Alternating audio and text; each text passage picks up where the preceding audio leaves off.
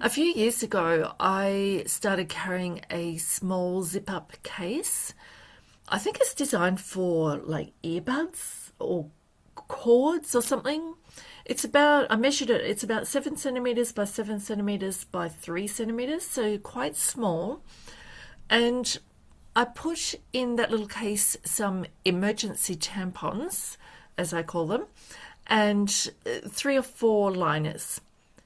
My thinking behind that was it was enough to see me through until I could get to a supermarket or a pharmacy to buy what I needed.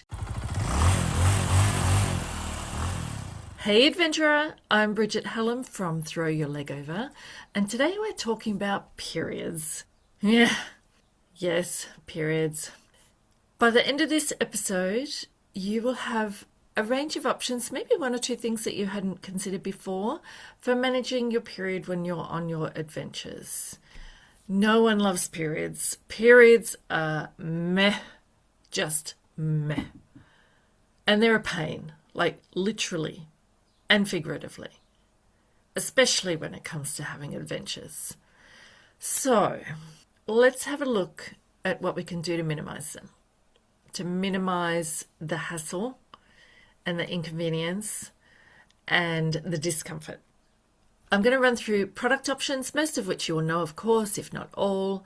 I'm going to share my hot tip that I do, actually a couple of hot tips, and some strategies that you might want to consider when you're on an adventure.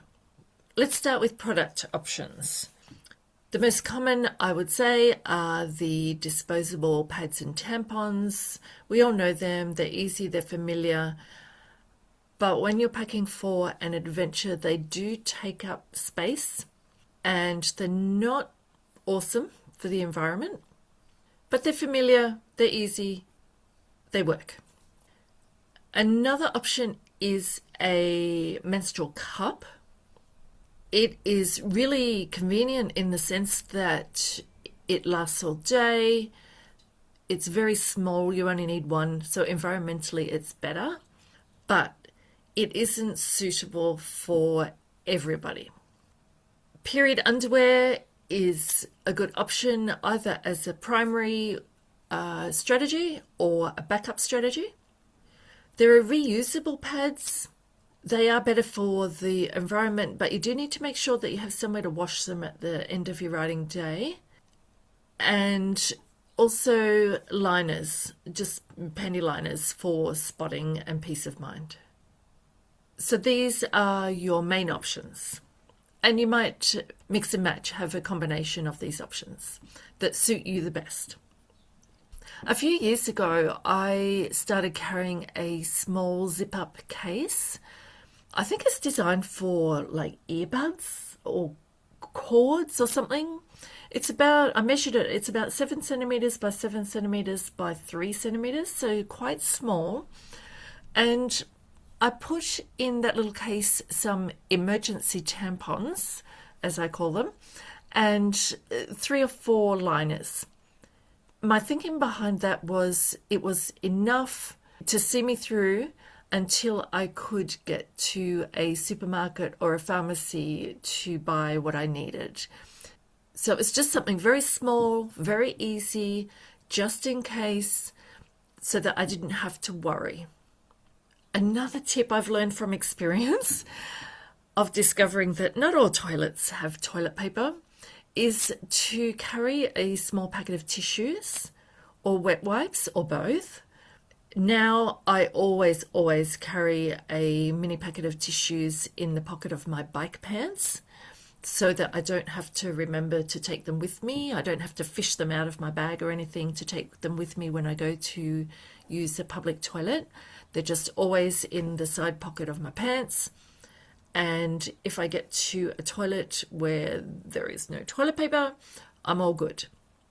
If you prefer to use wet wipes, just have a think about how you'll dispose of them, because obviously you can't flush them down the toilet, and there's not always a bin in toilets. So this is where a small plastic bag or a Ziploc bag can come in really handy. Maybe you just keep that one of those in your pants pocket as well. And then after you're finished in the toilet, you can just scout around for a bin outside and dispose of them. Another thing that I'll add to that is hand sanitizer is always a handy bit of kit. Again, public toilets don't always have hand soap. Sometimes the water doesn't even work and you can't even wash your hands just with plain water.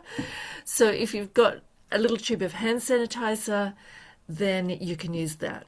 And maybe you just keep that in your tank bag or somewhere. You don't necessarily have to keep that in your pants pocket, obviously. Other things you might want to consider for your kit. Painkillers. Ugh. We always carry a dozen or so ibuprofen tablets as a minimum. They just go in our tank bag or our top box. And of course, they're not just for periods. They're for anything, headaches and everything else.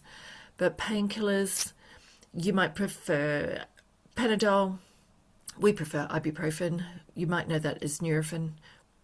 The second thing you might want to consider, in fact, I go so far as to say you must carry this, is water. Always carry water.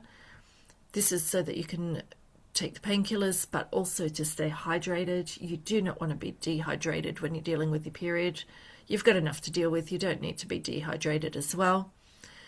And the third thing is snacks. Have a listen to episode 16, The Power of Snacks. When you've got your period, this is the ideal time to crack open your emergency chocolate. So there's some things to consider for your kit. Painkillers, water, always water, and snacks.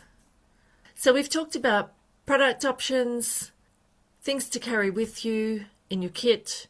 And the third thing is be flexible. Be open to adjusting your plans. Check in with yourself to see how your energy levels are.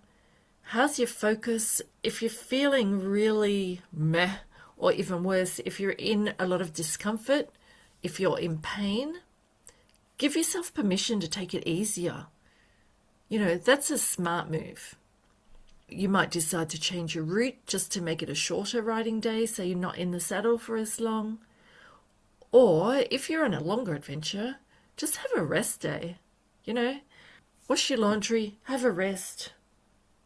Sometimes a siesta is an absolute luxury that feels like a necessity. So if you want to have a rest day, do it. So this is a bit of a short and sweet, or maybe not so sweet episode, but it's a question that I think plays on our minds that we don't often talk about, and that's why I wanted to do this episode. And I hope that I've given you some ideas on period products that you might want to consider, some tips on what to carry with you so that managing your period is really easy and you're not caught out, because that's just a pain. And also, I want to give you permission to just take it easy. If you need to take it easy, if you want to take it easy, just do it. There's no right and wrong in how to have your adventures. Do it your way. Do what works for you. If you have any other strategies that you use or any other kit that you take with you, I'd love to know. Send me an email, send me a message. Tell me what you do. That would be awesome. And if you want to share this episode with one of your writing buddies or a lot of your writing buddies, please do send them the link and hit that subscribe button so that you don't miss any of the episodes of the Curves podcast. And I will see you next week.